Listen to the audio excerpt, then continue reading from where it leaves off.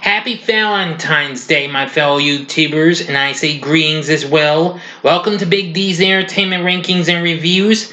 My name is Doyle, better known to y'all as the Big D, and this time around I bring to you a review of Valentine from 2001, directed by Jamie Blanks, best known for directing the horror flick Urban Legend. This film is loosely based on the novel of the same name by Tom Savage, which follows a group of women in San Francisco who are stalked by a killer wearing a Cupid mask. The film was released in February of 2001 by Warner Brothers. This may not have been a big success because this got heavily dissed big time. And critics deemed it too similar to the 1980s slasher flicks. Who knew? Yeah, because, slashers were starting to get dead ever since since Columbine and what have you.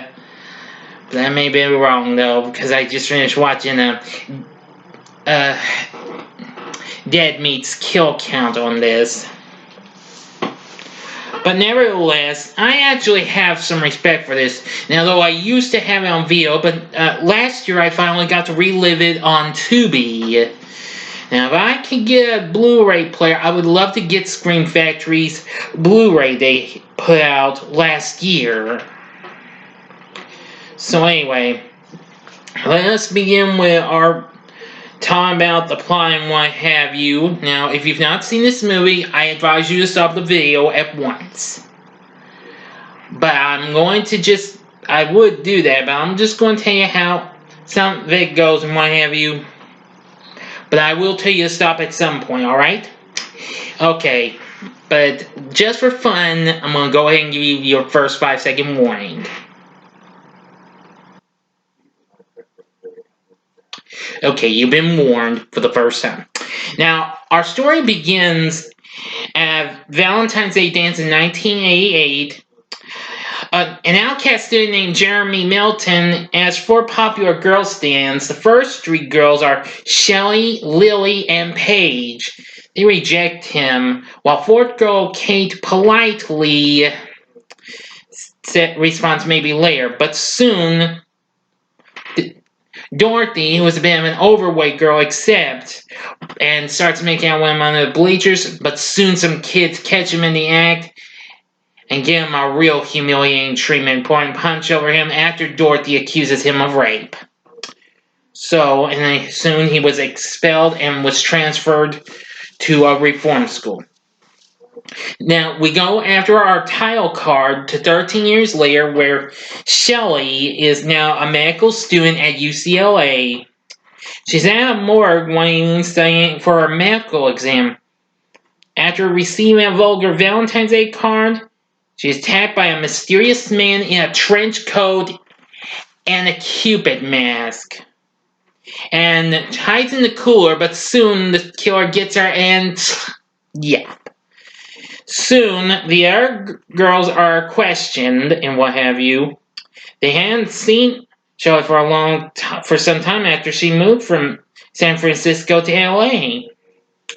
Soon, Kate, Paige, and Dorothy receive obscene cards, each signed JM.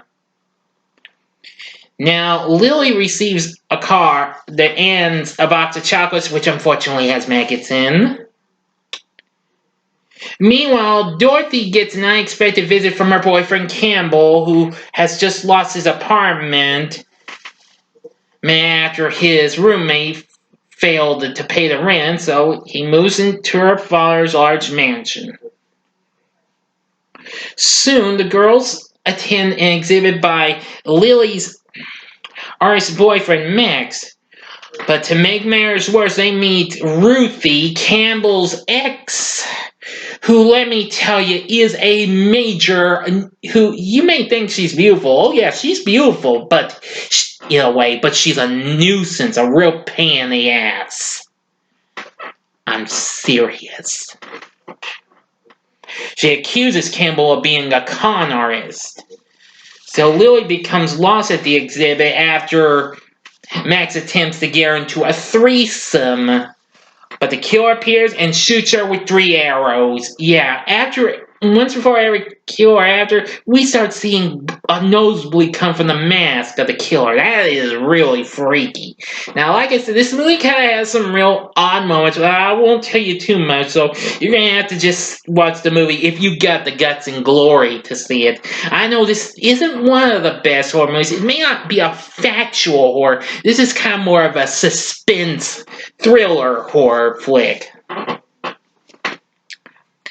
So, and apparently, Lily, after getting shot with the arrow, Lily falls into a dumpster, just kind of, like, after falling off a banister, and what have you. No, wait a minute. No, I think about no, not the banister. I may be wrong to calling it that, but,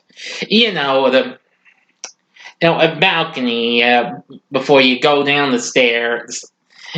Sorry about that. And falls into a trash bin, almost similar to similar to Julius's head going to the dumpster in Jason Takes Manhattan. Yeah, once again, Dead Meat kind of inspired me to do that. So I thank you, James A. Denise, if you ever watched my vids. But no, he's busy. I'm sure he's a busy person. So enough said. So, when they have not heard from Lily, they assume she's already in LA on a work trip. So they contact the police and agree that the culprit could be a now grown-up Jeremy Milton. And Dorothy admits to her friends that she lied, that Jeremy never attacked her. And she ruined his life by getting him beat up and sent to a reform school. Later, the killer catches Kate's odd-looking neighbor Gary in the act and scalds him with a hot iron and kind of smashes it on him. That is who. Yeah, brutally beats him. Then, as Valentine Day approaches, Dorothy's planning a party at her family's estate. Now, on the morning of the party, the killer murders Campbell with an axe in the basement after he plans to start the pilot light again. After Campbell eventually gives Dorothy a necklace with a little Valentine keyboard or something on it. Yeah. So the others assume he has simply left her.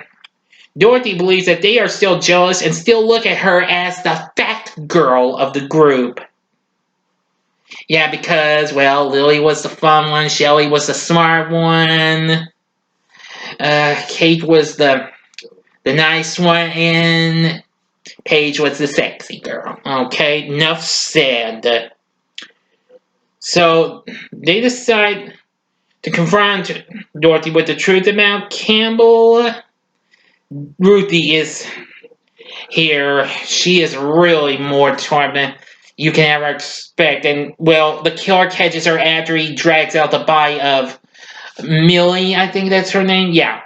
The maid of Dorothy's. Which, we don't know how she even got killed. And behold her out of the closet by the killer. What in the kind blooming world here, people? And I wasn't really impressed with that. And like I saw in the dead meat kill count, I agree with him. That wasn't the best kill. But once he catches up with Ruthie, that kind of made me cover my eyes a few seconds with a kill after she saw Campbell's body in the sauna, and the killer catches her, throws her into a glass shower door, and 2 spiked shards impales her, and ooh, that's gotta hurt! I know this didn't really have no gore and stuff, but we do see blood leakage and what have you on the floor later on. Oh, and if that wasn't enough, after being bored so much, especially after a guy tries to get to her, Paige decides to go into this one section with the hot tub and is relaxing, but the killer catches her, closes the lid over the hot tub and starts drilling holes after locking it, and soon Paige is hit by the drill and soon throws in there and yow! Boy, that's smart. Anyway, everyone leaves after the power's cut out and what have you. Dorothy and Kate argue over who is the killer. Kate claims that Campbell could be the suspect, said they don't know, while Dorothy counters by accusing Adam, Kate's boyfriend, who is trying, off again boyfriend, sort of, because he's trying to recover from alcohol and what have you, who is now a journalist. Now then, I'm going to get to the last bit, so now, if you made it through this, fine. But I'm going to get you the end and reveal the killer, so you have 5 seconds to stop this vid and proceed to where I'll, you know what, just stop the video and I'll put a time where you can get to where you need to see my you get the point. Okay, here's another 5 seconds, alright?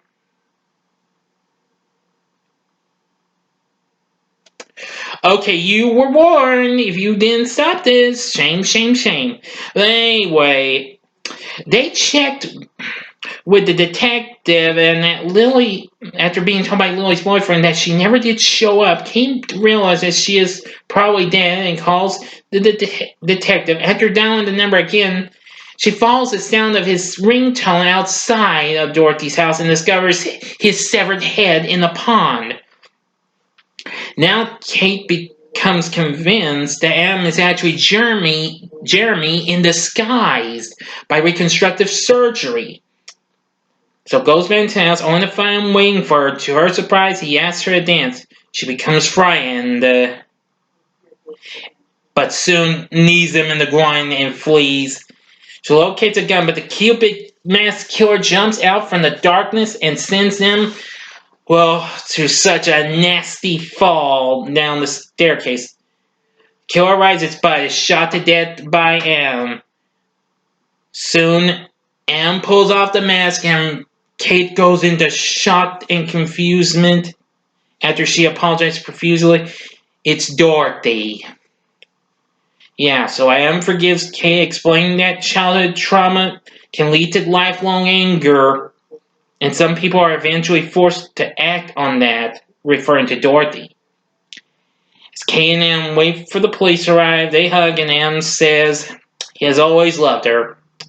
And moments later, when Kate closes her eyes, M's nose begins to bleed, revealing the fact he is in fact Jeremy Milton and the true killer, framing the dead Dorothy for his crimes. And that's that. You were warned. Now, would I recommend Valentine?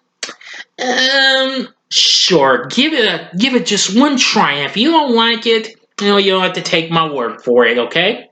Now, of course, last year it was released on Blu-ray from Screen Factory, so you could probably give her a pretty decent price, maybe.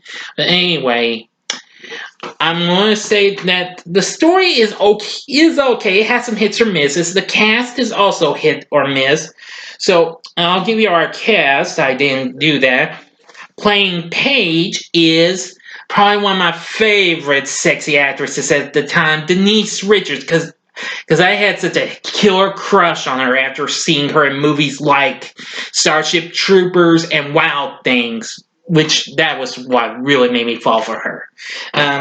Playing Adam is David Boreanaz, best known for playing Angel on TV's Buffy the Vampire Slayer, and then later his own series of that name, Angel. Playing Kate is Marley Shelton, who I know her from some movies, most notably the movie Sugar and Spice, but I soon learned from the kill count that Dead Meat did, she was in Scream 4, which that's the only Scream I still have yet to see, despite its, what y'all say about it. Let's see, playing Dorothy is Jessica Capshaw. Lily is played by Jessica Caulfield. And Shelley is played by Katherine Heigl, who a lot of y'all know her from playing Jade in Bride of Chucky, as well as also being a star of TV's Roswell and lots of other movies and TV shows. Let's see, and it's also Hey Perez as Ruthie, and Fulvio Cesare, I think that's how you'd pronounce it, as Detective Vaughn. Pretty sure that's who that is, yes. Yeah. Let's see, and Daniel Cosgrove as Campbell, Johnny Whitworth as Max. So, that's about it. That's all I can say. Valentine may have gotten heavily dissed, but I have some love and respect for it after I finally got a long-awaited chance to relive it. I hope to give this movie another go for it, but after rewatching it last year for the first time in years, it still holds up to me a little bit. Because like I said, I love some of these girls. Denise Richards, especially. I do love Katherine Heigl. I think Marley Shelton was absolutely good. And Jessica Caulfield, well, was good. Jess was good in ways. And Jessica Capshaw, boy, I gotta tell you, even though she played the fat girl, but she was kind of high in some ways too. But anyway, that's all I'm going to tell you about Valentine. I do hope you like this. Now, what did you think of Valentine? Please feel free to tell me in the comments section. Like and subscribe to my channel as well. And be a part of the Big D Nation.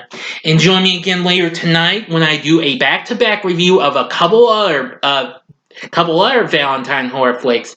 My Bloody Valentine. That's right, I'm going to be reviewing both the original 1981 and the 2009 remake in one vid. So I hope you'll be ready for that one later tonight. But anyway, thanks for watching my review of Valentine, and if you liked what you saw, well, you can take a break. You can get off this horror flick and what have you that may be cheesy to y'all, and watch some of these recent vids. In the upper left-hand corner is my review of A Star is Born from 2018 that I did yesterday, and I've decided to, in the upper right-hand corner is my spoiler-free review of Birds of Prey and the Fantabulous Emancipation of One Harley Quinn that I did last weekend. And in the bottom left-hand corner is my recent spoiler-free review of To All the Boys, P.S. I Still Love You, the follow-up to the movie To All the Boys I Loved Before. And in the bottom right-hand corner is the button you can click to subscribe for more fun with more of the Big D. Thank you again for watching. Until next time, I'm the Big D saying, see ya!